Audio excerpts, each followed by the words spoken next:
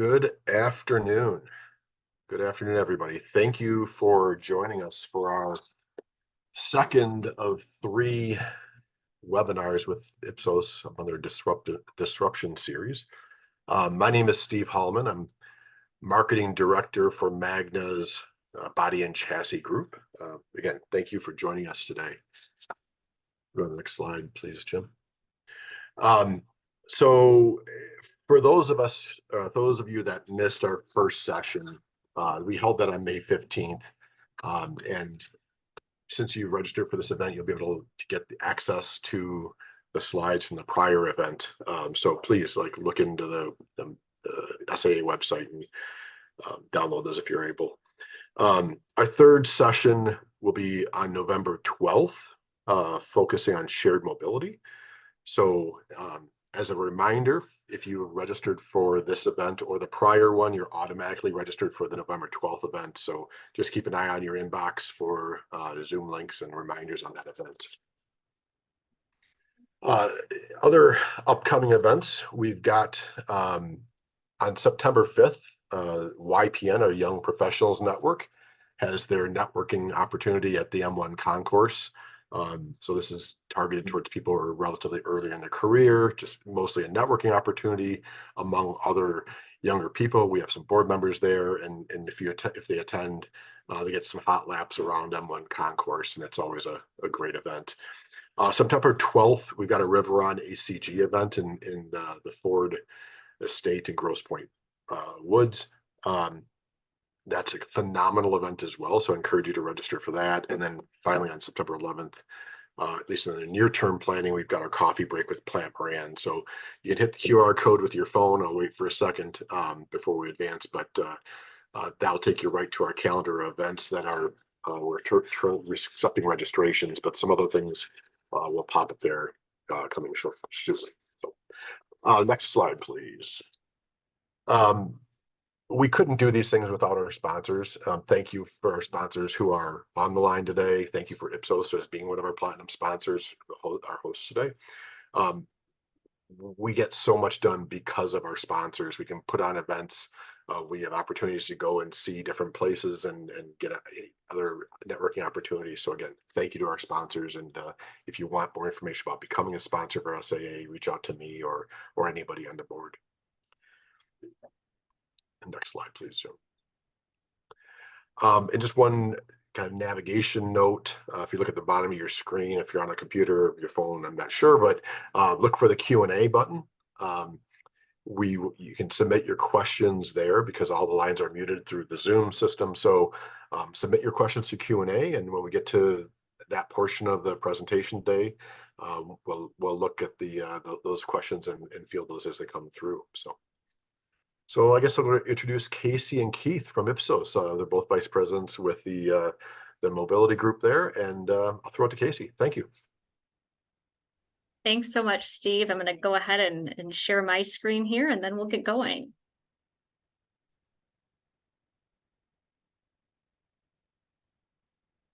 Right.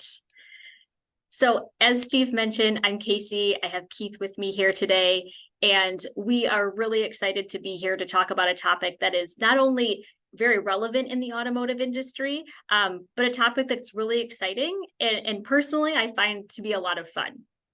So with that, we'll take you through our agenda, and then we'll dive right into things.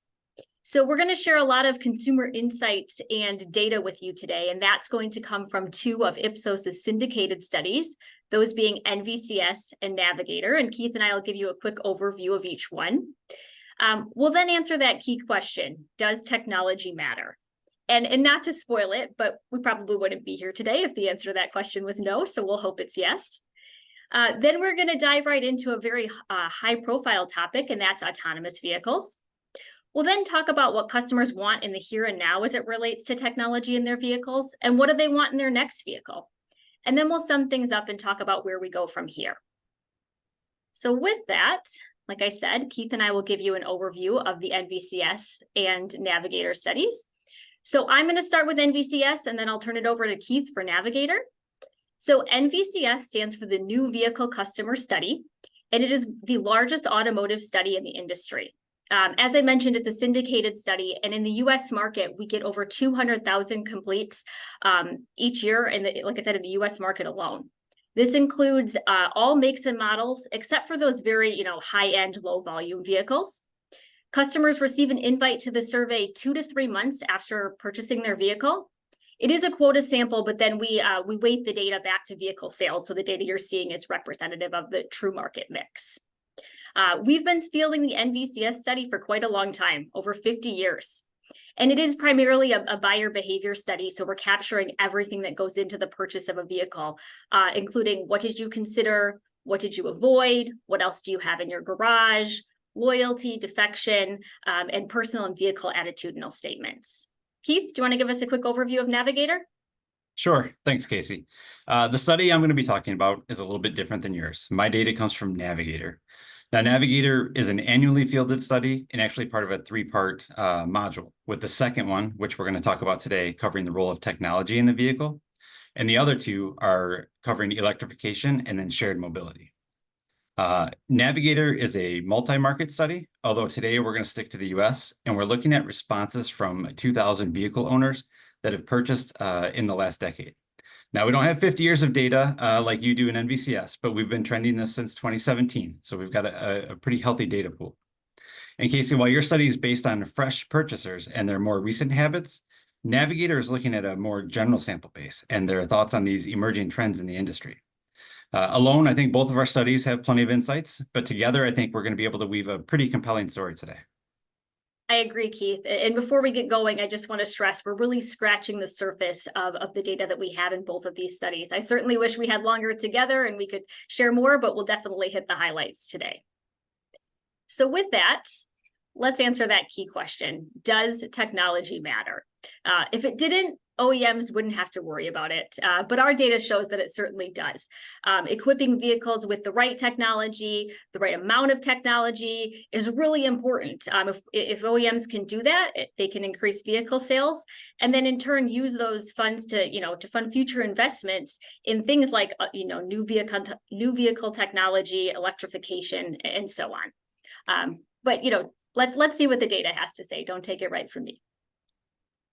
So this is NVCS data here, and you can see that almost 3 out of 4 customers say that technical innovations are an extremely or very important purchase reason when they're deciding which vehicle to purchase. Almost 60% believe new technology tends to improve vehicles. And this last one here I find to be very interesting. Almost 50% of consumers want a vehicle with the same computing and communication capabilities that they have in their home or office. And I think what that's telling us is that consumers really want a seamless experience. When they're going from their home to their vehicle, to their office, back to their vehicle, they don't want to have to mentally transition between all these different technologies. They want it to be a seamless experience. So all of this together is telling us that technology is clearly important to the US vehicle buyer. But it's not only about is it important or not, there's also striking that balance, right, between having too much technology versus not enough technology. And NVCS gets to that as well. We ask consumers, why didn't you consider a vehicle? And over 20% said because it doesn't have enough technology. 12% said because it has too much technology. So I think what that's telling us, right, is there's probably a greater risk in not having enough technology versus having too much technology. So with that, like I said, the first so let's answer that question first. Sorry, before I turn it over to you, Keith, technology does matter, right? It is very important to make sure that we're getting that technology into vehicles, the right technology, the right amounts. So with that one, we're going to talk about a high profile topic first. So I'll turn it over to Keith. I know Keith, Navigator has quite a bit that you can share with us about autonomous vehicles. So I'll turn it over to you to talk about that. Thanks, Casey. And yes, autonomy is certainly one of the most high-profile types of technology in the industry, and it's getting a lot of attention. Not just in the industry publications like Automotive News, but in the general press as well. Unfortunately, not all the press is positive, as you can see in these headlines here. There are a lot of issues surrounding autonomous vehicles that have not received, they haven't received the positive press. And there are these issues that as an industry, we need to address for the future. But we also need to understand what consumers are telling us. So let's take a look. Let me start off by defining what I mean when I say semi-autonomous vehicles, because sometimes the definition can differ between individuals and organizations. Currently, semi-autonomous permits the vehicle to drive itself in certain situations, most commonly on the highway. What it does is it combines advanced driver assist systems, such as adaptive cruise control, automatic lane centering, to help control acceleration and braking and steering. As we can see, experience with semi-autonomous driving continues to increase. We're up another 13% from last year for those driving or being a passenger in a semi-autonomous vehicle. So Americans are getting increasingly familiar with the technology. In total, about 44% of Americans have some sort of experience with a semi-autonomous vehicle, which is up from 31% last year. Now, what we just looked at was semi-autonomous vehicles, but the ultimate objective for many manufacturers is to have a fully autonomous vehicle. A fully autonomous vehicle would be one that drives itself from a starting point to a predetermined destination by using in-vehicle technologies such as navigation, adaptive cruise control, cameras, radar, and much more. And if that's the case, it's important to understand how customers intend to use these fully autonomous vehicles. What we found from the Navigator study is that 43% would actually use a fully autonomous vehicle for their own personal use. Now, after that, the other options for using the vehicle include things like ride hailing, having it run errands for you, renting it out to others. So interest in these use cases are all up from last year, meaning that we can promote progress with a fully autonomous vehicle. Now, let's take ride hailing one step further. In Navigator, we probed on autonomous ride-hailing use cases. The top use cases were when traveling to and from the airport or a train station, maybe late-night transportation when other forms of public transportation might be limited, and my personal favorite, exploring new city or tourist destinations. I think it'd be great to have your own little tour guide taking you around from destination to destination. So in trying to understand the possible adoption rates for full autonomy, we need to examine what the opinion of Americans is regarding this new technology. And what we found in Navigator is that in total, the opinion between those who are very or somewhat positive is over 50%. On the flip side, 26% of Americans surveyed have a negative opinion of full autonomy. So launching this technology correctly is going to have a big impact on the 22% that remain neutral. Casey, you recently had some experience with an autonomous driving study. Can you share some of your experiences? Yeah, sure, Keith. So as you mentioned, Keith, we did a study for one of our clients that was a vehicle evaluation, a voice of the customer vehicle evaluation, in which I did have the opportunity to drive a few vehicles that had some semi-autonomous technology in them. And what I will say is, you know, a lot of that technology it worked better than maybe I was anticipating or expected. If you were in kind of those typical driving situations, driving down the road, the vehicle did a nice job. It did good, and it kind of followed along and tracked well. But that whole saying that, you know, it works until it doesn't, right? So if you hit some of those atypical situations, perhaps, you know, if the traffic cones, construction barrels were in alignment, the vehicle did well.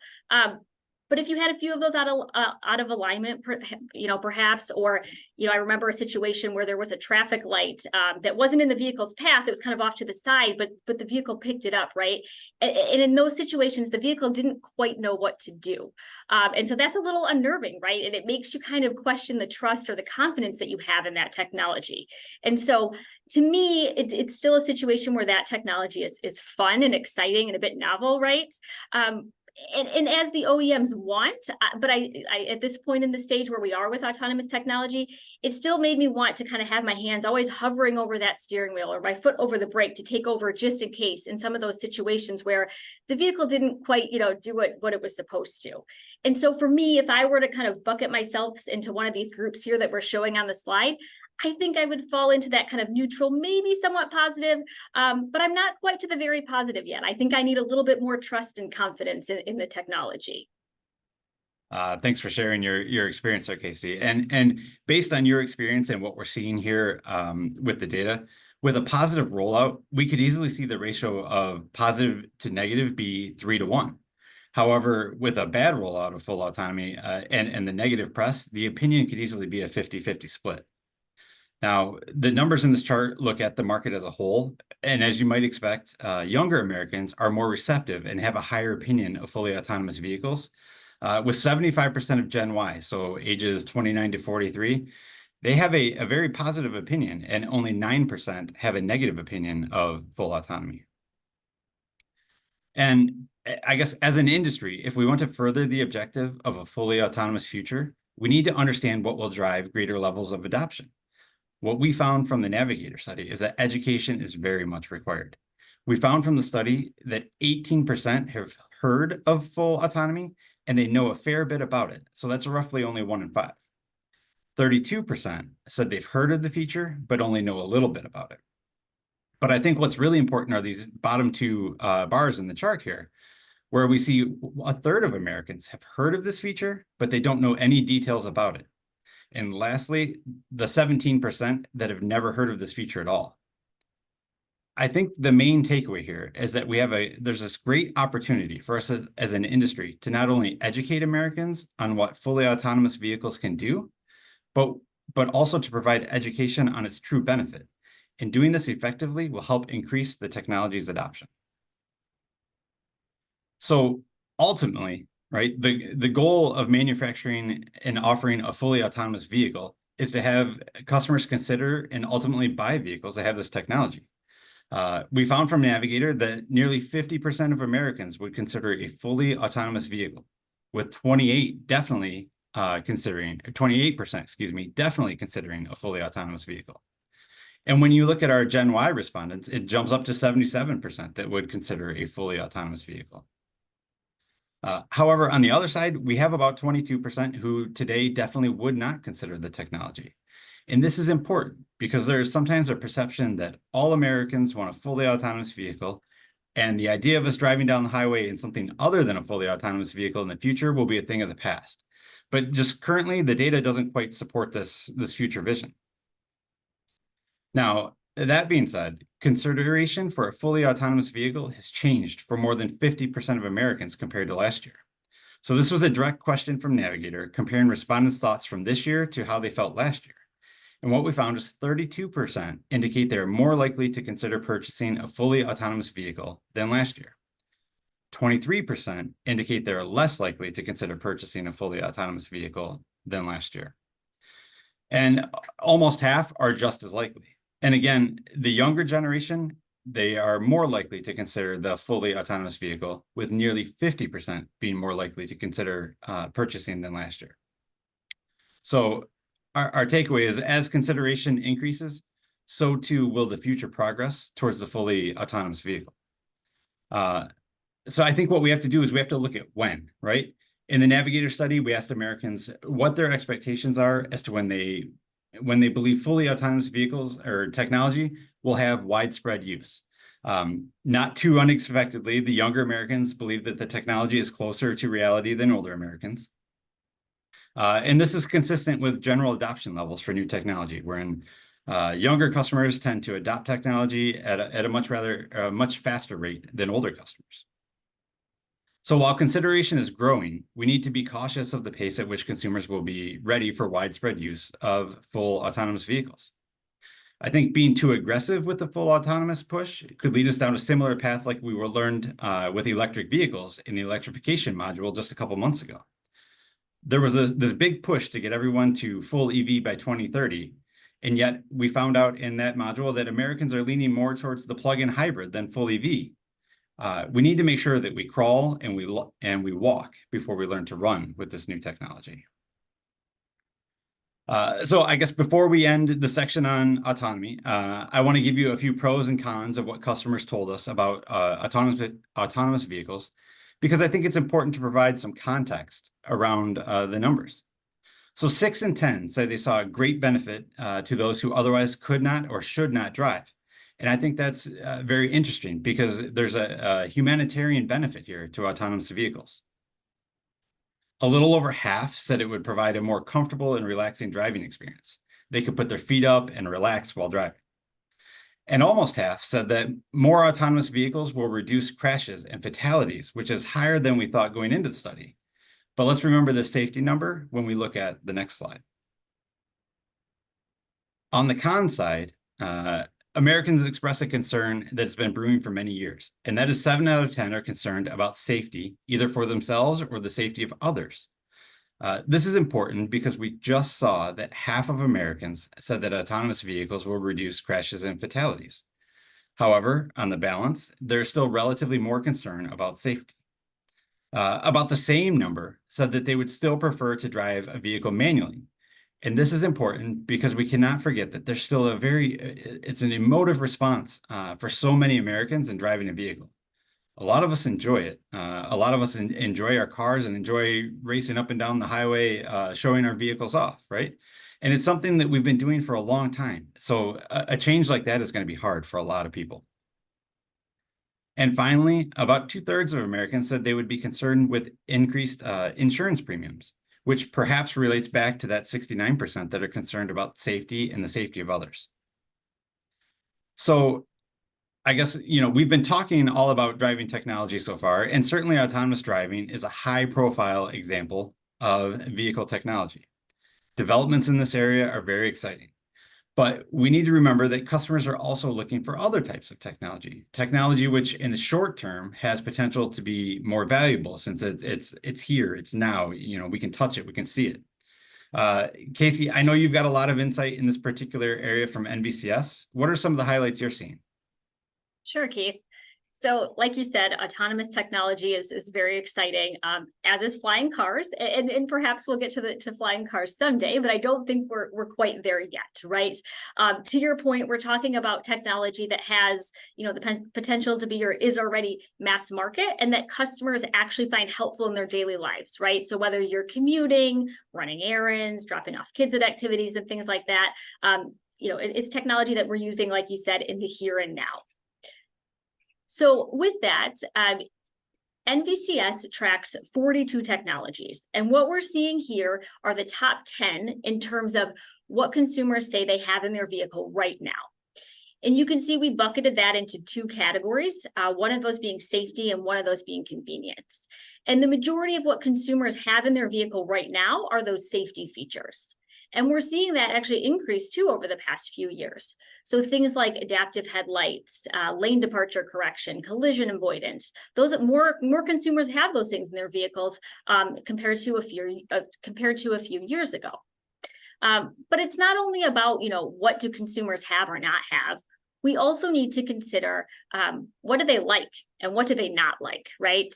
And so the good news is if you look here on the left side of the screen, those safety features that or those safety technologies that we were just looking at on the last slide, consumers do seem to like those. We have a high percent that say they're completely or very satisfied with those features, whether it's, rear backup camera, backup cross traffic alert, blind spot warning. So that's the good news. But we also have to look on the other side of things and think about what do consumers have that maybe they're not so crazy about.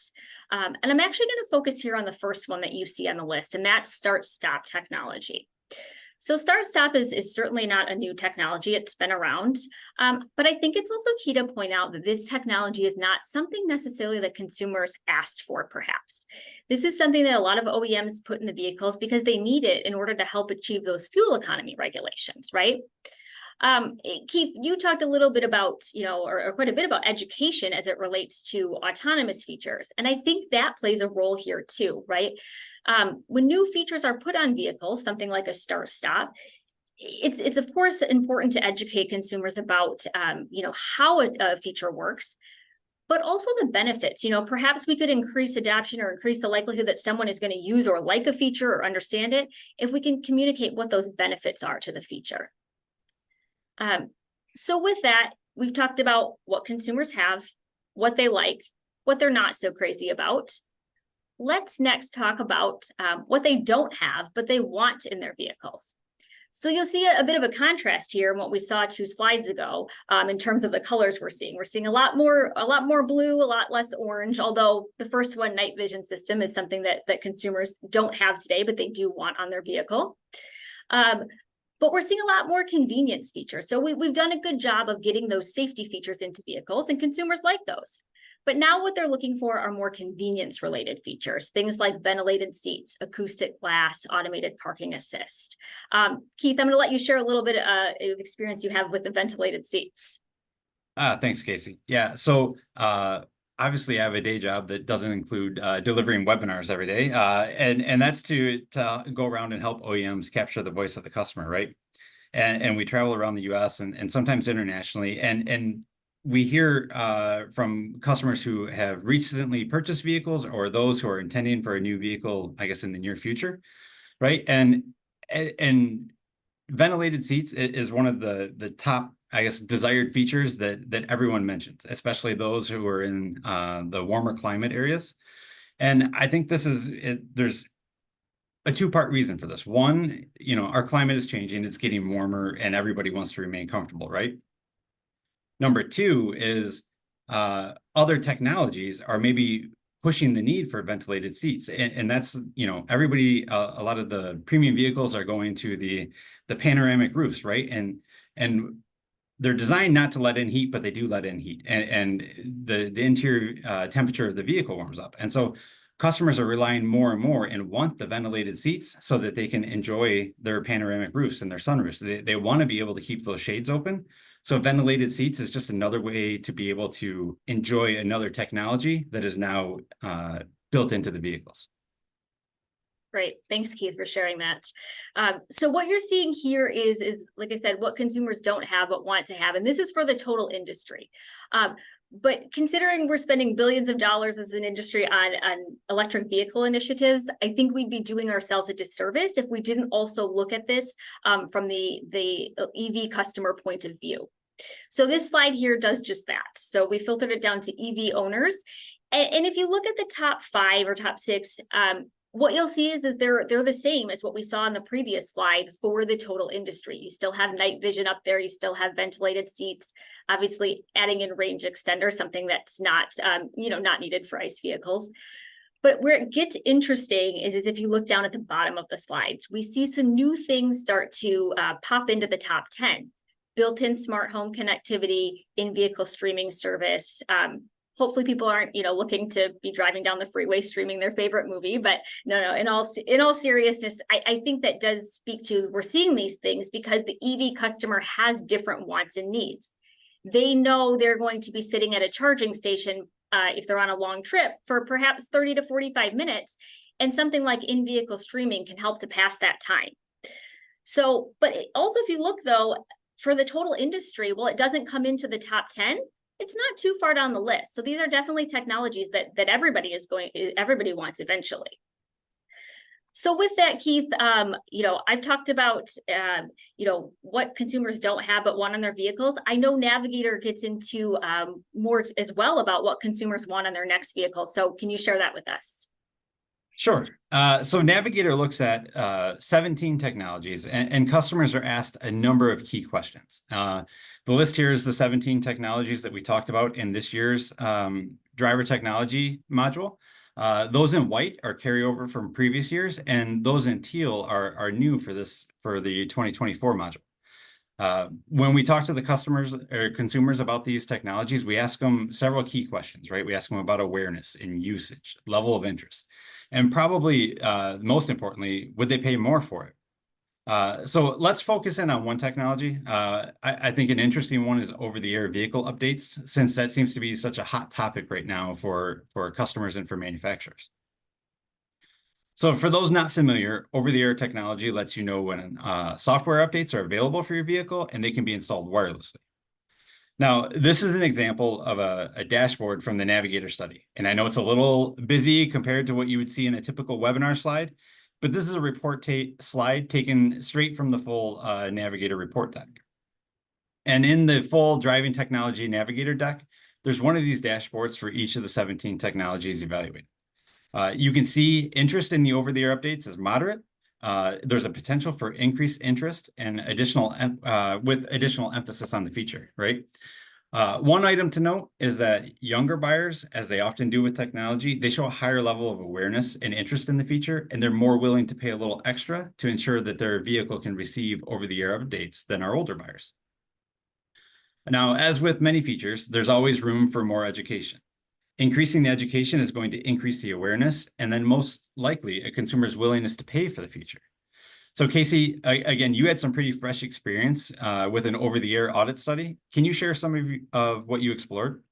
Sure, absolutely. So as you mentioned, over-the-air updates are a hot topic with a lot of our clients right now. You know, OEMs are using over-the-air updates to push software updates or bug fixes to the vehicle and even new features. And so the OEMs need to understand, you know, is this process effective? Do consumers understand it? Are they getting the benefits from it? And so the over-the-air audit study does just that. And I can share a little bit about kind of the general themes that we're seeing from this study. And, you know, you talked about education and communication, and those are going to be really key here, because what we're seeing is that it's not the over-the-air update process is not quite clear to consumers yet. Not only sometimes are they not sure where to find those updates in their vehicle, but they're just not quite sure of the process yet. You know, they don't know how long is this update going to take, and can I be driving while I'm doing this update, or do I have to be, you know, connected to Wi-Fi? Say, for example, you have, you know, an appointment coming up that you're supposed to leave for, and you have to be there in a half hour. If you start this update, will I make it to my appointment on time, or will I not? You know, so they're just not quite sure. There's more education needed around that process and how it works. The other piece of it is it's becoming evident that they're not always clear on what the benefits are of the updates. So, you know, I liken it, I'm an iPhone user, and I liken it to that. When I get an update from my phone, I also get kind of a detailed list of what those updates are going to be. And I think consumers are missing that piece because they're not clear on, you know, if I do this update, what is the benefit to me? What is the benefit to my vehicle? That's just, you know, not quite clear. And then what we're seeing from there is that consumers are often saying that after they do that update, their vehicle is the same or worse than before they did the update. And that's, you know, certainly not what OEMs want to hear. So I think communicating the process, the benefits becomes very important. Yeah, I couldn't agree more, Casey. I can't imagine driving down the road and finding out that my vehicle did an update and maybe I wasn't aware of it, and now a feature or function works differently than it did just yesterday. So, like you said, communication and education on what's happening to a vehicle when these updates are happening, I think that's key, right? And so in Navigator, we also looked at the relationship between awareness of a certain technology and the interest that Americans had in that technology.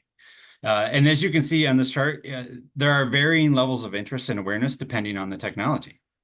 The reason this is important is because it allows manufacturers and suppliers to look at the potential technologies that they want to bring to market and essentially prioritize those that have a greater likelihood of success. I want to point out a few areas in particular on the chart. In the upper left, we see that full and semi-autonomous technologies, that yes, there's really good awareness for these technologies, but the level of interest is not as high as compared to some of the other technologies on the chart. The takeaway here is that even though this is a high-profile technology and it's getting a lot of press, Americans aren't as enamored with it when it comes to as it's compared to other technologies. We might need to take a step back and look at autonomy on a deeper level. Is this technology being requested by consumers, or is it being pushed to us? Right? We seem to only hear about autonomy when there's a problem or when it fails. We need to hear more of the success stories and promote the goodness of these systems to drive up the interest, right? Trust in the feature, education of the benefits, and ease of use are going to be of the utmost importance with autonomy. If we look at other technologies like accidents or avoidance and related to that, the night or all-weather vision, they would likely produce greater success for manufacturers or suppliers compared to autonomous vehicles, as the interest in these safety features are among the highest of all the technologies evaluated. All right, so let's shift gears a little bit, because we do get a lot of questions these days on understanding a customer's preference when it comes to having a native system or a connected service in their next vehicle. And what we found is that it's pretty much split with not a clear definitive answer. 38% prefer the vehicle's native system, and 36% prefer a connected service such as Apple CarPlay or Android Auto. And the remaining didn't have a clear preference. Keith, I find this so interesting. You know, as we were putting together this presentation, if you would have asked me this question before looking at the data, I would have thought it would have leaned a lot more towards a third-party connected service than the native system.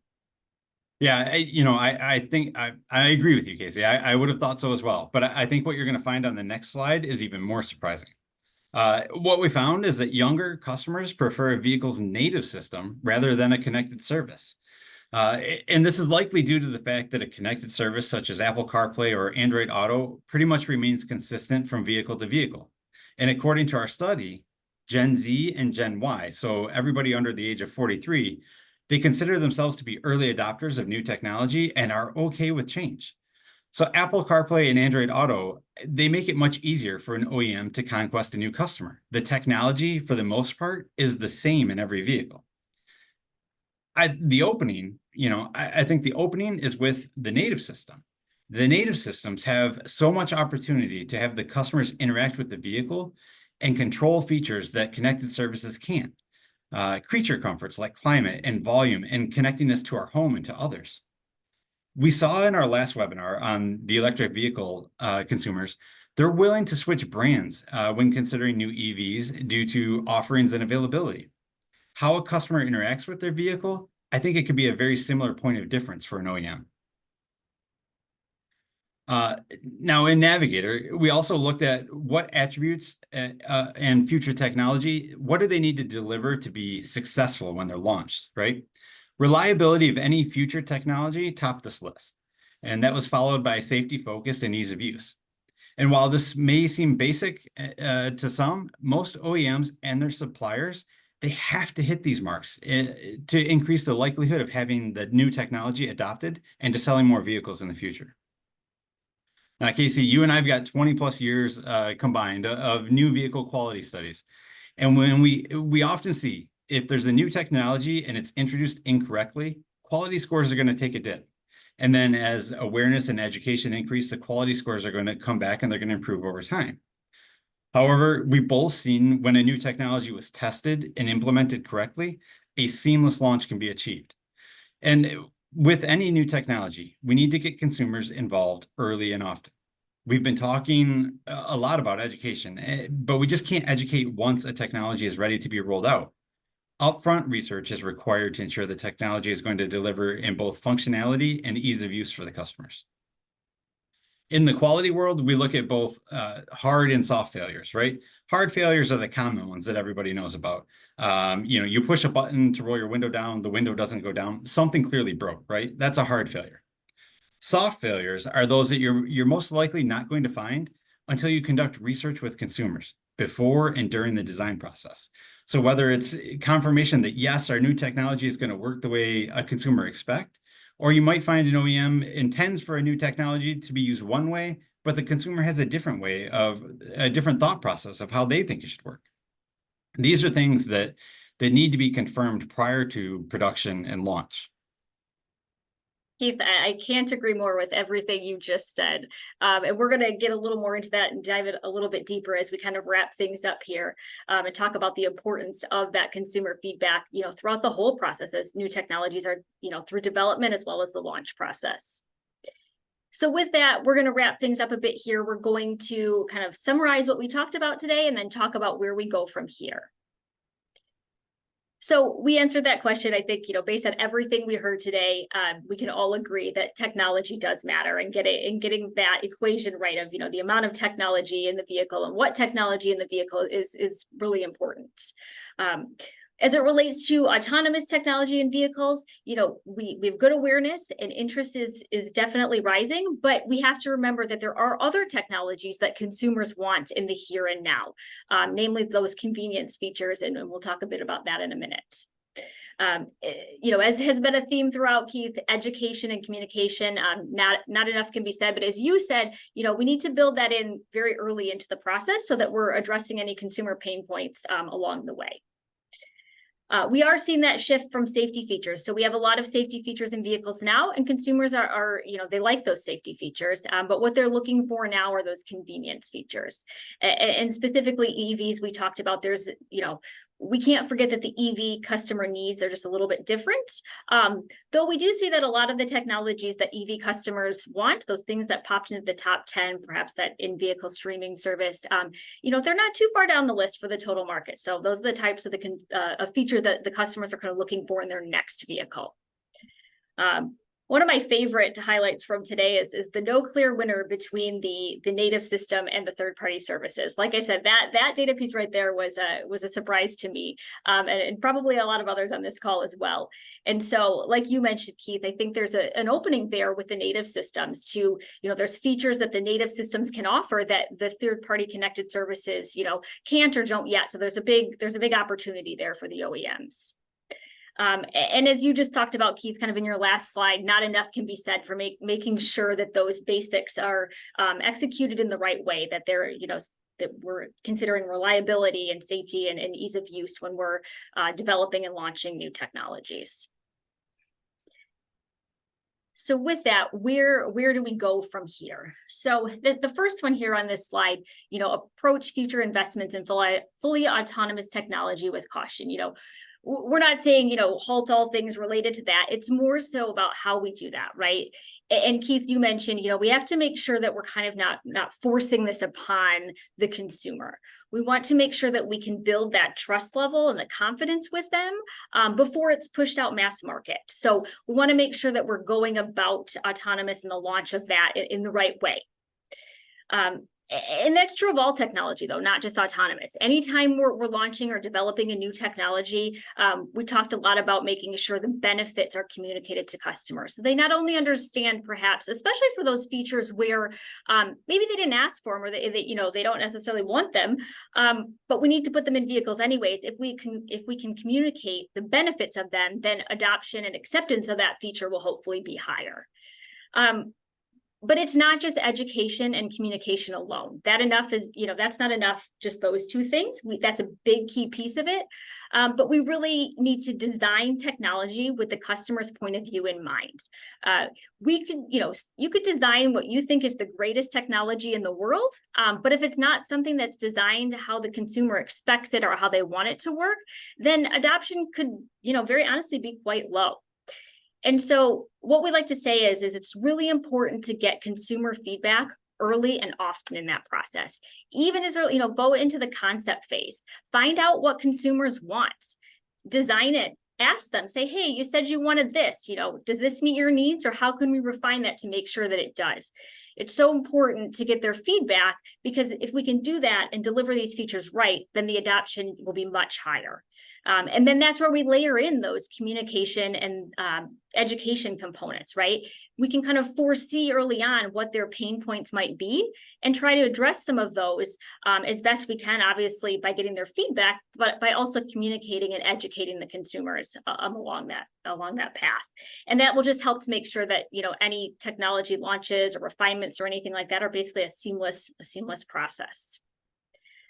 So with that, Keith, unless there's anything else you want to add on to what we've said today, I think we could invite Mike to join us here, and we'd love to take some questions from the audience. Hi, everyone. Great job, Casey, Keith. Really good information, insightful. I know we're just scratching the surface. There's so much more we could be talking about, but appreciate all that you were able to share today. Before I start with the questions, so I have been monitoring the questions submitted and sort of scratching down some notes to share with you. I want to thank SAA. We're so happy to be a part of the organization, to be able to share with you some of the insights and information that we're gathering on the automotive industry, and to bring that to this community to hopefully benefit everybody, right? I think that is the main call here, and we're proud to be a part of that. So my name is Mike Van Newkirk. I should have introduced myself. If you were in the last session when we did electrification, you met me then. If you're new this time, good to see that you joined us. Thank you for that. My role with the company is I am global head of vehicle quality, and I'm also the automotive client officer, so which just means I'm part of the automotive community, sort of representing it back into Ipsos and getting to work with people like Casey and Keith. So I'm going to throw some questions out that based on what I saw. I'll probably direct it to one or the other of you, but certainly if either of you have any kind of comment, please feel free to interject. I might even interject on my own if I have something to contribute. So Keith, I'm going to start with you because you talked a lot about autonomous. So one of the actually several questions kind of cited that education seemed to be sort of a common theme. So what are some of the effective ways that we can educate consumers specifically about the benefits of autonomous technology? Yeah, it's a good question, Mike. I guess personally, I think it's important to start small and work your way up. So start with education on semi-autonomous and the individual features and technology that make that work. And then, once that education and awareness, and probably most importantly, the trust factor is there, then we transition that to education on the full autonomy. And now it's not all on the OEMs. I think some of the education is going to be on the dealers, right? We probably need to offer, it's been talked about before, but I think as the technology advances, we probably need to offer some sort of like a second delivery process. Often, right, we take delivery of our vehicle and I don't want to sit there for an hour while they explain how everything works to me. I want to go drive my new car, my new truck. So I think it's important to let a consumer go out and experience the vehicle, use the features and the technology, especially around autonomy, and then let them go back to the dealer and get some answers to pointed questions that they had, real life scenarios of how did this work, or I did this and I saw this.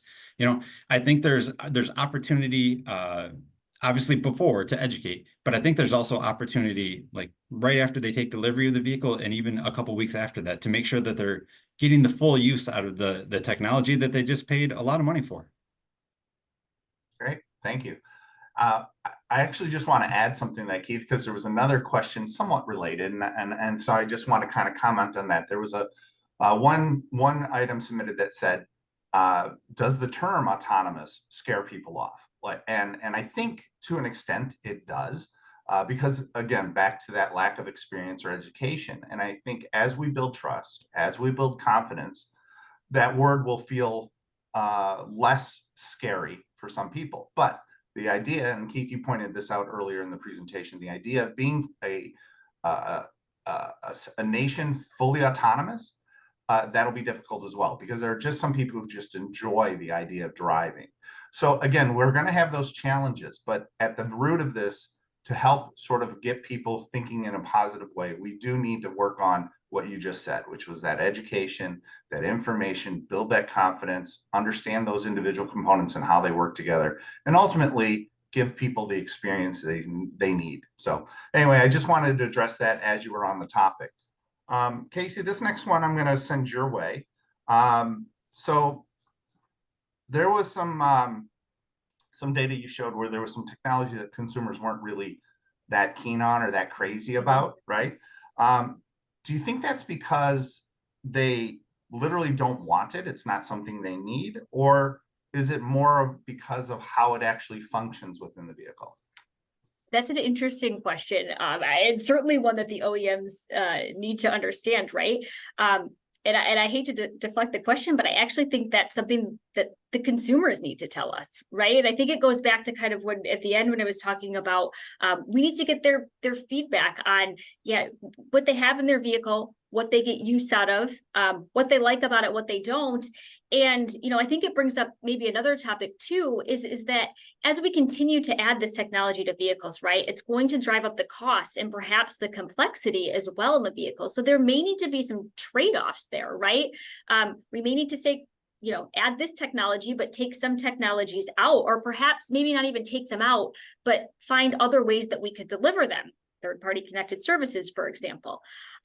So again, I'm not sure I personally can answer that question. I think that's something where we need that consumer feedback to help us understand that. Yeah, I agree. Obviously, that information, that sharing, that getting those insights direct from the consumers helps sort that out. Yeah. I'm going to stick with you, Casey, because Sure. I think this you had spoke a little bit about this, but night vision was one of those technologies or one of those features that you showed, and it was pretty high in terms of interest. The question was, is that more coming from older consumers? It seems like it would benefit them. Yeah, and I would agree too that seems, logical that technology would benefit older consumers. So if I'm remembering correctly, we broke a lot of this data out when we looked at it by generation, because it is really interesting to see.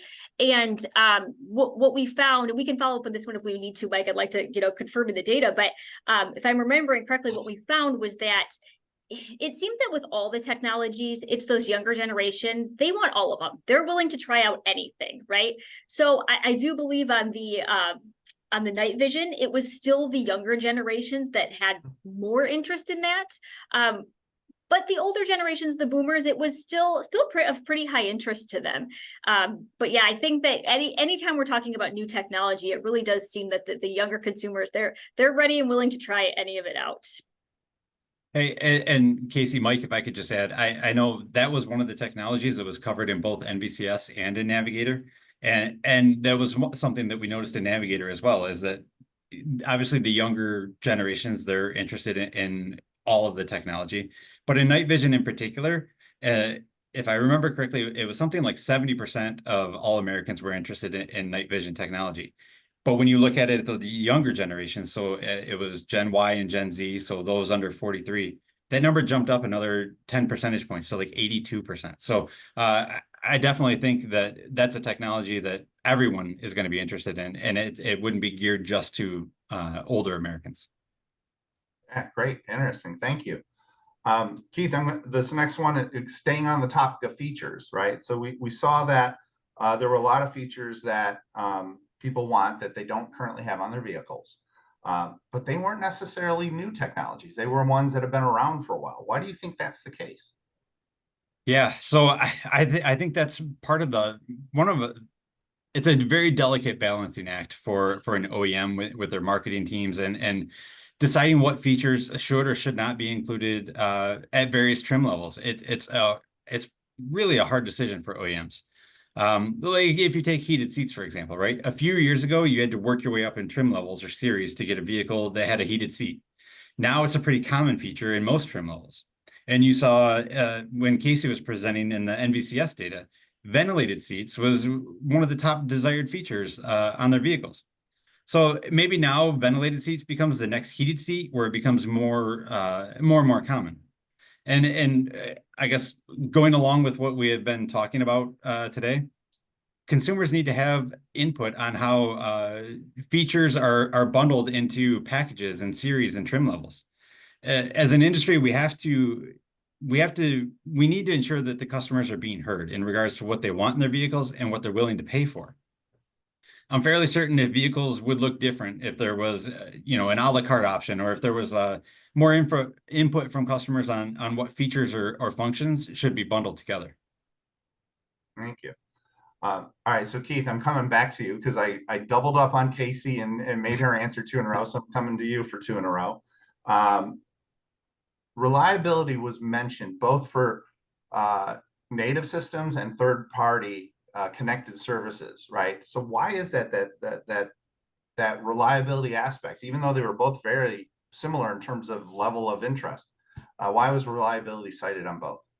Yeah, it was interesting, Mike, and I think it can be answered. Native systems and connected services, they both have reliability concerns. I think if you talk to a consumer, they'll tell you that entering an address on their vehicle's native system, the navigation, it's quite a bit more challenging than plugging in an address. I use CarPlay a lot for my addresses. You just say, hey, take me here, and it's popped into your map and you're ready to go. A lot of times with the native system, it's still a little bit old school, where you've got to put in the state and then the city and then where you're going. And it's just a little bit more labor intensive, and it doesn't always work the way that you expect it to work or the way that you would want it to work. Maybe we want it to work more like how a CarPlay system works and make it a little bit easier. So there's reliability with the native system. But then on the other hand, you've got the connected services, and something we hear all the time is, I can't keep my phone paired, or, I'll be listening to music, or I'll be going down the map and all of a sudden, or I'll be going down the street with navigation and all of a sudden my connection drops. So there's so many, I guess, opportunities for failure with the connected service. So, you know, your phone and your vehicle, as we heard, are constantly going through updates. And I think sometimes they don't always play nice with each other. So I think going back to the quality statements from earlier, the reliability of the native system is probably more along, you know, that soft failure where it just doesn't work the way that they expect it to. Where maybe the reliability of a connected service is more in line with the hard failures. You know, it's a connection broke or something happened to where it just doesn't, again, work the way that you would expect it to in that situation. We're running short on time. We only have a few minutes left. So for those of you who submitted questions and we didn't get to them, we'll definitely be following up with you. So rest assured, we'll address those questions. Before I have a couple more that I want to ask. I'm going to take one of them myself, but please, Casey, Keith, weigh in, because I found this one really interesting. And I know we talked a lot about with autonomous and the need for education. We have to build trust. We have to build confidence. But there's actually more to that as well. And we even mentioned the idea that not everybody wants autonomous because they want to be able to drive. But in addition, there were a number of people who talked about liability, insurance. And I know that we showed some data around that. The question really was around what is that situation of like, who's going to be liable? If there is no driver, who truly is liable? Is nobody? Is everybody? Is the person who owns the vehicle? And that, again, we don't have that answer, but it is what people are looking for. So it's not just about, do I trust the technology will work? Will I be safe? Those are incredibly important, of course. But it's also about all those other things that this now affects and changes in terms of the relationship you have with the vehicle and owning one and maintaining one and whatnot. So just acknowledging those questions, because those are out there. We've seen other research in the past where that has been cited as a concern from consumers. And without that clear answer, without that sort of direction, it's just going to limit their ability to want to embrace those types of technologies and be a part of that. So we have to work within the industry, but also all those separate industries, whether it's government, legislations, insurance, whatever it might be, that's all part of this overall equation. Okay, so I'm going to go to our last question. And I'm going to direct this one to Casey because you did some of that OTA work in the past, but certainly love to hear from both of you if you like. So there was a slide that we showed. I think it was the report slide that you both spoke to, where it showed moderate interest, roughly, for and also moderate awareness for both semi and fully autonomous, but the willingness to pay was pretty low. All right, I think so. Hopefully I captured that thought well from who submitted it. Anyway, why do you think this is? For over-the-air updates, correct, Mike? Why is sorry, did I say autonomous? Yep, my bad. That's okay. That's okay. Yep. We started with over-the-air and then went, so I think it was over-the-air. It's getting so just late wanted to confirm. No worries. So no, that's an interesting question. That's a good one. Personally, I think there's probably a few reasons for that. One of those, I think, I alluded to the fact that what we're seeing is that consumers don't always understand the benefits, right? They don't know after they do an update, how is my vehicle, how am I going to benefit from that update, right? And if you don't know that, probably have a hard time paying for something that you don't quite know, what benefit is that going to bring to me? So I think that's probably one. The other thing I would say is again, like kind of bringing up the whole iPhone thing, right? When I get an update on my cell phone, I don't have to pay for that, right? So if you're, doing a software update or doing a bug fix, I may feel like I shouldn't have to pay for that, even, similar to a phone or on a vehicle. Features might be a bit different. And Keith, you touched on this. I think that's a hot topic right now is, we're talking a lot with our clients about, what features will consumers pay for? How do we bundle those in the right way? So features might be a bit different in terms of, what consumers will pay and how we bundle those. But as far as, updates for software fixes and bugs and things like that, I kind of feel like consumers might feel like they shouldn't have to pay for those things, similar to I don't pay for those when you update my phone. So I think, like I said, that, and then the whole making sure we're communicating the benefits, maybe that'll increase people's willingness to pay for some of those updates. Very good. We're pretty much at time. So thank you, Casey. Thank you, Keith. Awesome information. For those of you joining us, thank you so much for that. I want to encourage you to take a look at what some of the upcoming events for SAA are. Steve mentioned a few at the very beginning, but go check out the calendar. If you're new to SAA, welcome, and we hope you join the organization. And lastly, I just want to let you know, as mentioned earlier, there will be a third module, a third webinar along this disruption series that'll be focused on shared mobility. That'll happen in November. You're already registered for it now. So just look forward to that invite as it gets closer, and we look forward to talking to you then. So thank you very much, and have a great day.